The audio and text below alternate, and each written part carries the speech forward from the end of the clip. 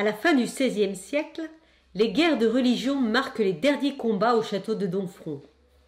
La place subit les premières attaques de troupes protestantes en 1568. Le château est pris et le 2 septembre, la ville est totalement pillée et l'église Notre-Dame-sur-Lot incendiée.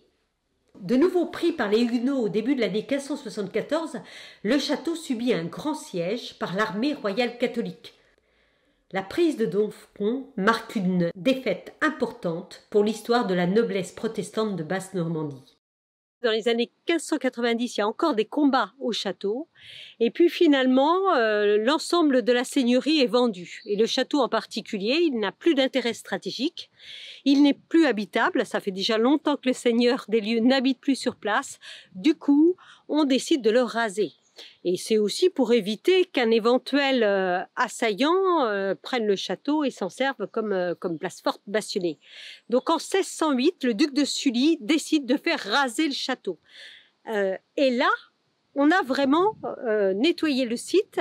On a fait ébouler ce qui restait, ce qui n'avait pas été complètement détruit des dernières guerres. C'est pourquoi on voit encore ça et là des blocs de maçonnerie très impressionnants qui sont les ruines, en fait, restées sur place du donjon ou des murailles. Alors, il n'y en a pas énormément parce que, bien sûr, on récupérait les pierres de taille pour bâtir les maisons dans les environs. Le site a servi de carrière, le site ruiné. Mais en certains endroits, on a laissé en place ces blocs maçonnés. On pourrait croire de loin qu'il s'agit de rochers, mais non. Ce sont des blocs de maçonnerie. On voit encore les pierres qui tiennent encore, liées au mortier.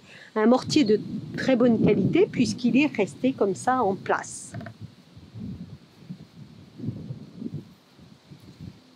Alors à partir du XVIIe siècle, donc on a abandonné le site, on a rasé la plus grande partie des vestiges. Seul le donjon, qui devait être quand même difficile à faire ébouler, est resté dans toute son élévation.